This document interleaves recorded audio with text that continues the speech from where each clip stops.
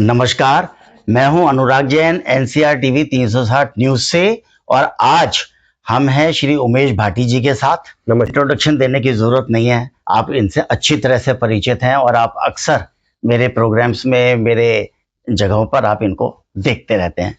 आज भाटी साहब से एक बहुत अच्छी इन्होंने एक छलांग लगाई है कि हरियाणा के पर्यावरण आयोग में आप चेयरमैन पद से सुशोभित हुए हैं, जो आपके लिए और हमारे लिए और फरीदाबाद के लिए एक बहुत अच्छी अपॉर्चुनिटी है।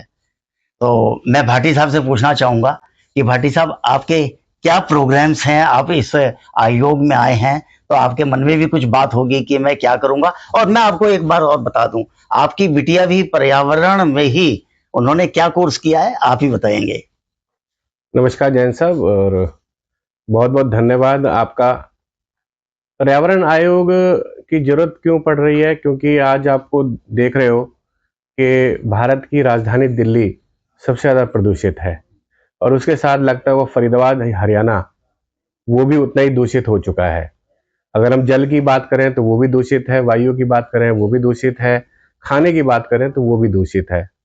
तो मुझे लगा कि कहीं ना कहीं इसमें काम करना चाहिए, और बिल्कुल सच्चाई है, मेरी बेटी तो काफ़ी सालों से संघ के साथ जुड़कर इसमें काम कर रही है, वो राष्ट्रीय लेवल पर। तो पर्यावरण आयोग दिल्ली, उनको लगा कि भाई उमेश भाटी का चयन किया जाए हरियाणा के लिए, तो उन्होंने मुझे हरियाणा के चेयरमैन की नियुक्ति दी मेरे को। और धन्यवाद है आयोग का कि जिम्मेदारी मुझे दी गई है और मैं इस जिम्मेदारी पे खरा उतरूं, यही मेरी प्रतिज्ञा है। तो सबसे पहले ही जो शुरुआत है पर्यावरण की, उसकी शुरुआत हम फरीदाबाद से ही करेंगे, क्योंकि फरीदाबाद सबसे ज़्यादा पॉल्यूटेड सिटी है और मेरा गृह क्षेत्र भी है, मैं यहाँ रहता भी हूँ। तो अपने आसपास में हम सुधार करेंगे, तभी हम आगे जाके सुधार कर पाएंगे। तो बहुत सारी काम ऐसे हैं जो पर्यावरण के तहत हमें करने हैं हमें, और उसमें हमने सबसे पहले पर्यावरण मित्र बनाने की योजना बनाई है। ये जो पर्यावरण मित्र हैं जैन साहब, ये पर्यावरण मित्र हर गांव में हमारे पर्यावरण मित्र होंगे, जो हमें जानकारी देंगे कि कहाँ पर पेड़ कट रहे हैं, कहाँ पर भूजल दोहन हो रहा है, कहाँ पर कंपनियां अपना केमिकल जमीन में डाल रही हैं या यमुना नदी में डाल रही हैं। तो ये सारी जानकारी हमें हमारे जो पर्यावरण मित्र हैं वो हमें देंगे। और साथ ही साथ हम जो है अपने टोल फ्री नंबर भी जारी करेंगे, जिसके जरिए हमें कंप्लेंट आएगी और उन कंप्लेंटों पे हम लोग काम करेंगे।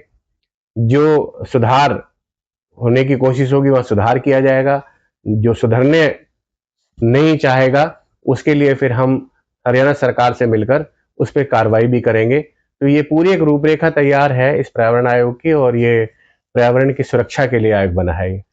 एक बार आपको फिर मुबारकबाद देते हुए मैं आपसे एक प्रश्न और पूछना चाहता हूं। देखिए, एक जनरल आदमी के लिए पर्यावरण का मतलब होता है केवल शुद्ध हवा से, और ज्यादा कुछ नहीं होता। लेकिन आपने अभी 3 चीजों का जिक्र किया, पानी, हवा और दूषित वातावरण, बाकी चीजों के लिए भी। तो इसमें आप क्या क्या चीज कवर करके चलेंगे? पेड़ का काटना, क्योंकि पेड़ कटने का मतलब है कि ऑक्सीजन की कमी होना। पेड़ लगाएं ये ज्यादा अच्छा है, ना कि पेड़ काटें। ये पहला हमारा वो रहेगा। दूसरा हमारा रहेगा वो इंडस्ट्रीज जो हवा में जहरीली जो है धुआं छोड़ के पॉल्यूशन फैला रहे हैं, नियमों के विरुद्ध। वो इंडस्ट्रीज जो पानी के अंदर केमिकल मिला रहे हैं, जिनकी वजह से पानी इतना दूषित होता जा रहा है कि आसपास के इलाके में जब पानी दोहन होता है तो वहां पर गंदा पानी निकल कर आता है। उन पर हमारी कार्रवाई होगी। और वो इंडस्ट्रीज जो फूड इंडस्ट्रीज हैं, जो ऐसे खाना या वो ब्रेड और ये सब ऐसे तैयार करते हैं कि जो सुबह नाश्ते में भी हम लोग यूज करते हैं मिलावट, लेकिन उसमें अगर मिलावट कहीं मिलती है तो हम उन पर भी कार्रवाई करेंगे। तो वो खाने से लेकर, पीने से लेकर और सांस लेने तक, ये तीनों चीजों पर हम लोग नजर रखेंगे और तीनों चीजों पर हम सुधार करने की कोशिश करेंगे।